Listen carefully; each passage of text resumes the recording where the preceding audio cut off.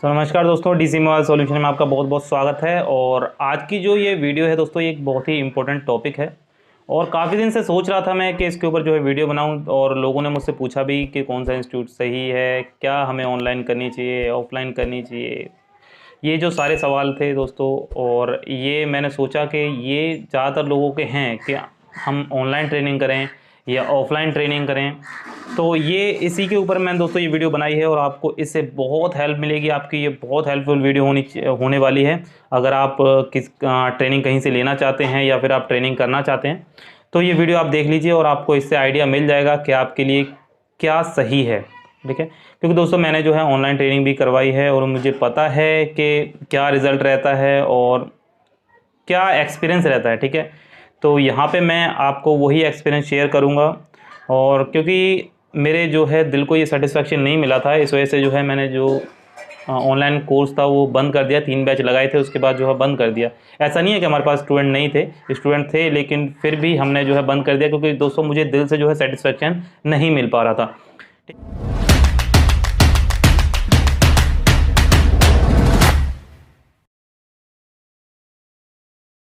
तो दोस्तों देखिए, ऑनलाइन वर्सेस ऑफलाइन, इसमें आप ऑनलाइन को तो अवॉइड ही कर दीजिए। ऑनलाइन आप ट्रेनिंग ना लें तो ही अच्छा है। और ऑनलाइन लेना भी चाहते हैं तो किस केस में लेना चाहिए वो भी सारी चीज़ें मैं आपको बताऊंगा। देखिए, अगर आपके पास 60 टू 70% नॉलेज है, ठीक है।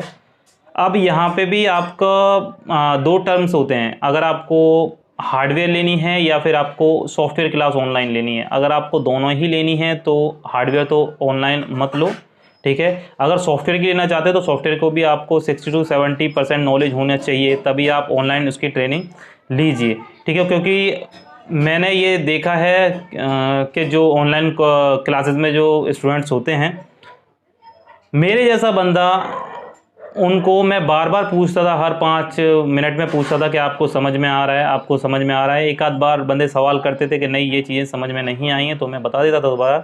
उसके बाद देखिए, अगर आप स्टार्टिंग में हैं और आपने एक बार मुझसे पूछा, 2 बार पूछा, 3 बार पूछा, फिर आपको क्या लगेगा, यार ये जो इसमें जो 20 बच्चे हैं ना, 20 बच्चे, सॉरी बच्चे कह रहा हूँ, स्टूडेंट कहने चाहिए, जो इसमें 20 स्टूडेंट है ना, वो तो सवाल पूछ नहीं रहे, मैं ही क्यों बार बार पूछ रहा हूँ। और इससे थोड़ा गिल्टी फील होता है, थोड़ा आपको अपनी बेइज्जती सी महसूस होती है। ठीक है, इस वजह से फिर वो आगे से सवाल करना बंद कर देता है। और मैं हर 5 मिनट पे 10 मिनट में पूछता था कि हाँ आपको कुछ समझ में आ रहा है, आपको कुछ समझ में आ रहा है।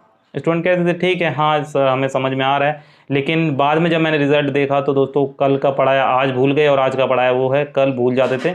और वहाँ पे जो है मुझे, मतलब अपने दिल से मुझे सेटिस्फेक्शन नहीं मिल पा रहा था कि ये जो है इस चीज़ को कैच कर भी रहे हैं या नहीं कर रहे हैं। ठीक है, तो यही बात है। और बहुत सारे मैंने इंस्टीट्यूटों में देखी है, उनकी जो है लाइव डेमो वगैरह भी देखे हैं, उसमें तो वो किसी से पूछते भी नहीं है और 50-50 60-60 स्टूडेंट ले लेते हैं वो।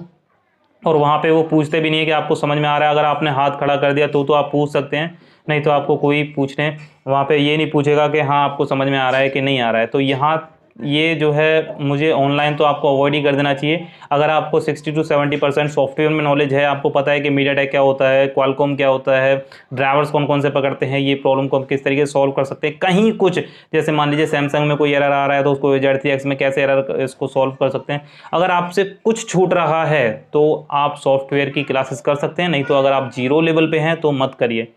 इसका सॉल्यूशन में भी मैं आपको बताऊंगा करने से पहले आपको क्या करना चाहिए। ठीक है, तो आप ऑनलाइन कोर्स बिल्कुल भी मत करिए। और हार्डवेयर में दोस्तों वो आपको हार्डवेयर में भी ऑनलाइन मत ही करिए। ठीक है, ऑनलाइन हार्डवेयर में भी बिल्कुल बेकार है। और अगर आपके पास 60 टू 70% अगर हार्डवेयर में भी नॉलेज है, आपको पता है VPH क्या होता है, आपको पता है कंपोनेंट्स की नॉलेज क्या होती है, आपको पता है कि रजिस्टर, डायोड, कैपेसिटर, मॉसफेट क्या होते हैं और उसमें उसकी इकाई क्या होती है, उसको कैसे टेस्टिंग करा जाता है, वो सारी चीज़ें अगर आपको पता है और आपसे कहीं कुछ छूट रहा है कि सेकेंडरी लाइन कहाँ है, प्राइमरी लाइन कौन सी है, तो आप ऑनलाइन ले सकते हैं। क्योंकि आपकी हैंड स्किल अगर अच्छी है, अगर आपको एक्सपीरियंस है, आपकी हैंड स्किल अच्छी है, अगर आप IC उतार सकते हैं, लगा सकते हैं, रिबॉलिंग कर सकते हैं, बॉल बना सकते हैं, तो आप ले लीजिए, कोई बात नहीं। आपको थोरी चाहिए आपको, तो आप ऑनलाइन क्लासेस हार्डवेयर की ले सकते हैं। अगर आपसे कुछ ना कुछ छूट रहा है तो अगर आप ज़ीरो लेवल पे हैं तो मत करिए, कोई फ़ायदा नहीं होने वाला, आपका पैसा जो है वेस्ट हो जाएगा। और मैं जिन लोगों ने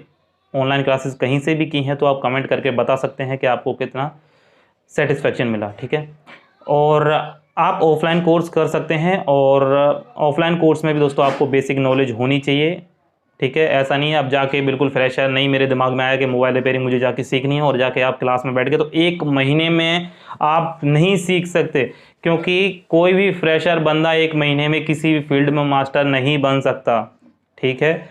तो इसका सॉल्यूशन क्या है? इसका सॉल्यूशन ये है कि आप अपने घर पे बोर्ड लीजिए, आप आईसी निकालिए, डालिए, और आप एक चार्ट बनाइए कि जो है सबसे पहले क्या होता है कि सबसे पहले मोबाइल रिपेयरिंग करने में हमें कौन कौन से टूल्स की ज़रूरत पड़ती है, उस टूल्स को देखिए, उस टूल्स के बारे में जानिए, ठीक है।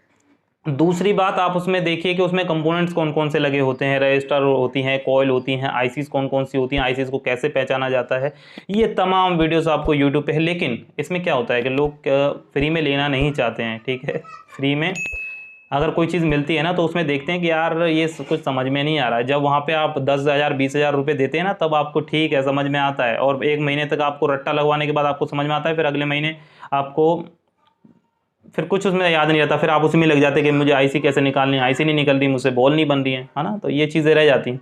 तो यहाँ पे आप ट्रेनिंग लेने से पहले एक महीने अपने घर पे प्रैक्टिस करिए, अपनी शॉप पे प्रैक्टिस करिए, लगातार रीबॉलिंग करिए, आईसीज पे काम करिए, उसके एक टेबल बना लीजिए, उसमें सबसे पहले कौन कौन से टूल्स यूज़ होते हैं, उसके बाद उसमें कंपोनेंट्स कौन कौन से लगते हैं, आईसीज को कैसे पहचानें, स्कीमेटिक को कैसे रीड करें, एक इस तरीके का आप चार्ट बनाइए, और तमाम उसकी वीडियो स्टेप बाय स्टेप देखते जाइए। एक महीने में आपको बहुत सारी नॉलेज गेन होगी, और उसके बाद आप जो है कहीं भी ऑनलाइन या ऑफलाइन ट्रेनिंग ले सकते हैं, कोई भी दिक्कत नहीं है। अगर आपको नॉलेज नहीं है तो आप ऑनलाइन तो छोड़ ही दीजिए, ऑफलाइन ट्रेनिंग कहीं से जाके लीजिए, फिर आपको वहाँ ट्रिक्स बताए जाएंगे, ठीक है।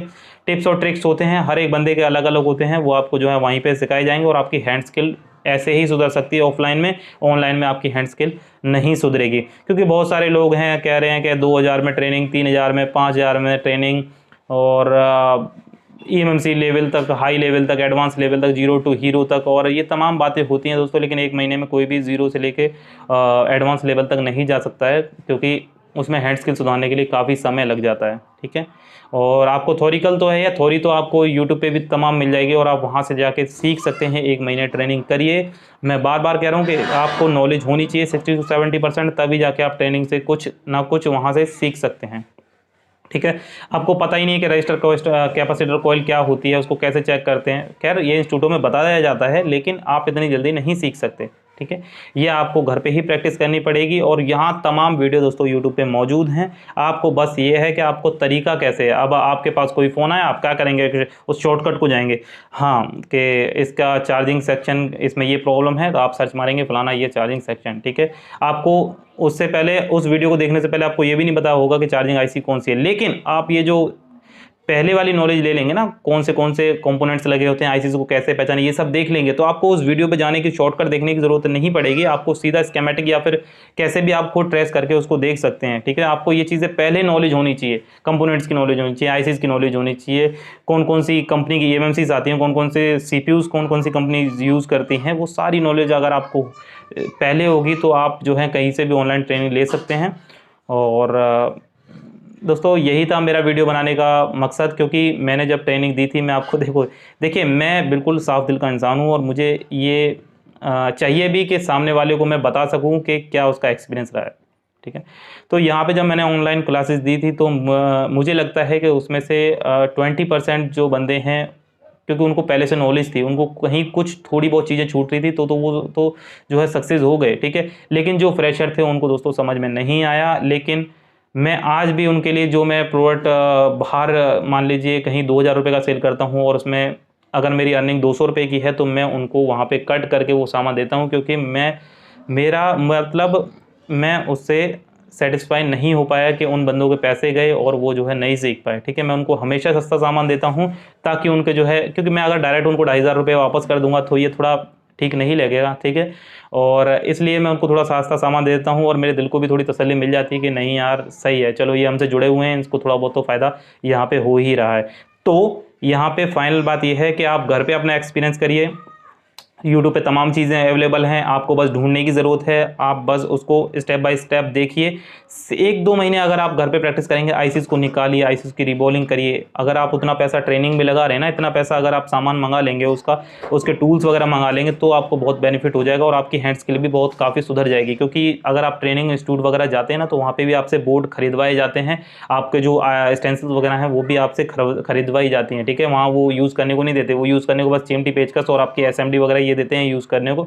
आपके जो बोर्ड वगैरह है वो यूज़ करने को नहीं देते, वो आपको परचेज़ ही करने होते हैं। तो वो काम आप घर पे प्रैक्टिस करिए, वीडियोज़ देखिए। देखिए, आपकी लगन के ऊपर डिपेंड करता है। फ्री में भी जो बंदे कुछ ना कुछ ढूंढ सकते हैं, आप भी कुछ ना कुछ उसमें ढूंढ सकते हो फ्री में, ठीक है। ये मत सोचिए कि नहीं यार फ्री है यूट्यूब पे वीडियो तो मुझे इसमें कुछ नहीं मिलेगा, ठीक है। और यही था दोस्तों वीडियो। अगर पसंद आता तो ना लाइक ज़रूर कर दिया करो, हैं, क्योंकि बड़ा मेहनत से मैं वीडियो बनाता हूँ और बहुत ईमानदारी से मैं आपके लिए वीडियो बनाता हूँ, ठीक है। हो सकता है कुछ इंस्टीट्यूट वालों को ये चीज़ें मेरी बुरी लग रही हों, लेकिन जो हकीकत है वो मैं आपको बता रहा हूँ कि ये हकीकत है, ठीक है।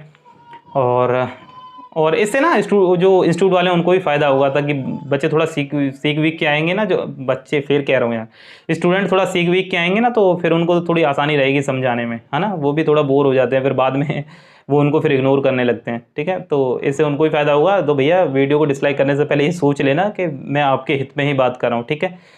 तो दोस्तों फिर मिलते हैं किसी अगली वीडियो में, तब तक के लिए जय हिंद, जय भारत।